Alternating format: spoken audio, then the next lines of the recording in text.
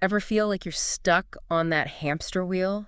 You know, Yeah. working, but going nowhere? Oh, yeah, I know that feeling. What if there's like a way to break free and actually design a life where you are the one calling the shots? Okay.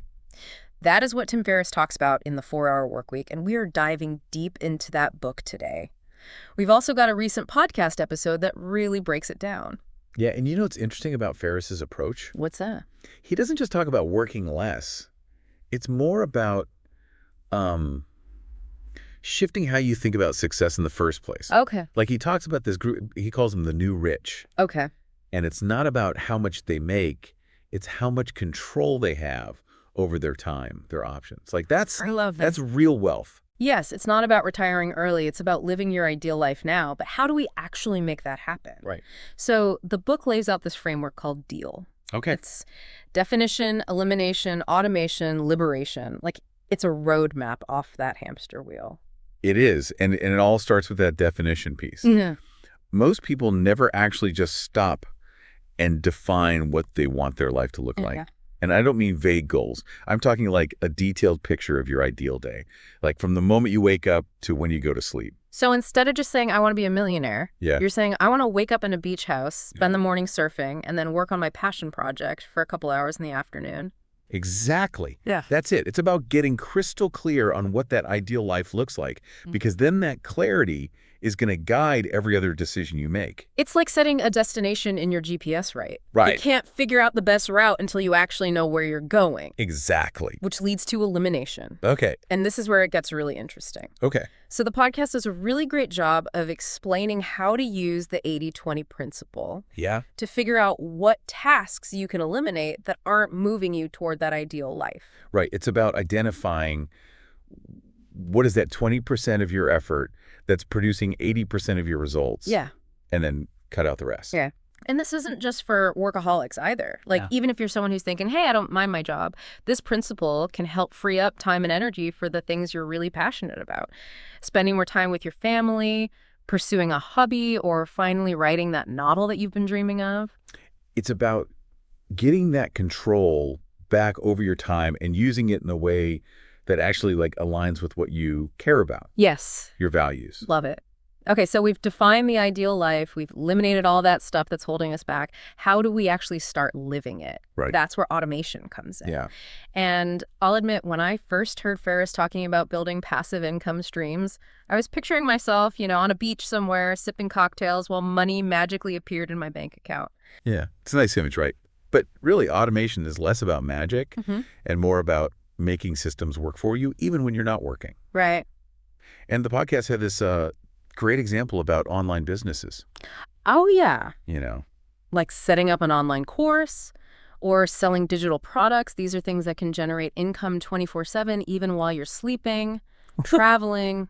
Yeah, actually on that beach. So it is. Yeah. And it doesn't have to be a full-on business either. Automation can be as simple as like setting up automatic bill pay or even using those scheduling tools to manage all your social media. Yeah. It's about using technology to free up your time, your mental energy, so you can focus on the things that really matter. Okay, so we've decluttered, we've got our systems in place, and we're starting to see some freedom. Yeah.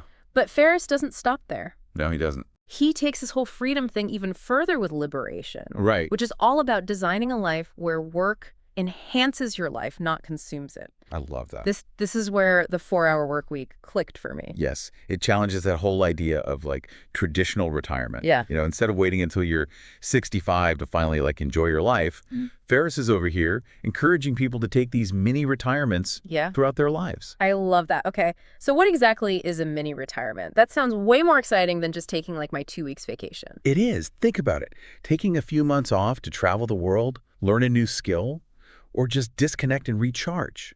It's about stepping away from like your everyday life and using that time to pursue your passions, explore new things, and just gain a fresh perspective. So it's not about escaping work altogether. It's about designing a life where you can step away regularly, recharge, and come back to work feeling refreshed and focused. Like hitting the reset button on life.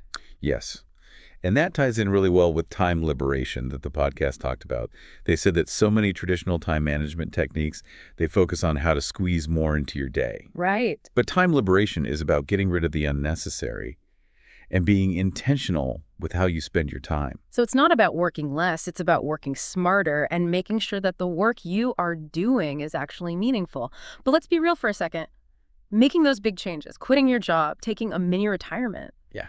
that can be scary. Fear can be a major roadblock. Oh, absolutely. Fear is totally natural, right? Yeah. It's a human emotion. It can really hold us back from actually going after what we want. It does. But Ferris has this great tool for dealing with that fear. He calls it fear setting. And this is where it gets really interesting because instead of just avoiding our fears, right, he's like, no, you got to confront them head on. Yeah. And the podcast had this exercise. You actually write down your fear. Okay. In detail. Okay. What's the worst thing that could happen if you actually quit that job or took that leap of faith? Okay, that sounds kind of terrifying, to be honest. I know. But there's more to it. You don't just stop at writing down all the scary stuff, right? No. Here's where Ferris flips the script. He says, okay, so you've got those fears written down. Now let's figure out how to either prevent those worst case scenarios Okay. or at least how to bounce back from them. Love it. He makes you realize that even if the worst thing happens, it's probably not as bad as you're making it out to be in your head. It's like holding up your fear to the light and realizing, oh, it's not actually this big, scary monster. Exactly. It's just a little kitten with a megaphone. Yeah. And once you realize that you take away its power, you can actually start taking action. Love that analogy. And that's what makes the 4-Hour Workweek more than just a self-help book. Right. It's actually giving you things you can do to not just define that dream life, but then overcome all those fears that are keeping you from it. Yeah, it's about aligning your actions with those values we talked about. Yeah. Taking control of your time and your life. It's about designing a life you actually love. So as we wrap up this deep dive into the 4-Hour Workweek, I want to leave you with this. What is one small step you can take this week to get a little bit closer to that ideal life? Maybe it's defining your ideal day. It could be figuring out one task that you can eliminate, or even just writing down your biggest fear. It's a good one. The important thing is to take action, even if it's a tiny one. Yes. Because as Tim Ferriss says, the opposite of fear is not courage, it's action. Oh,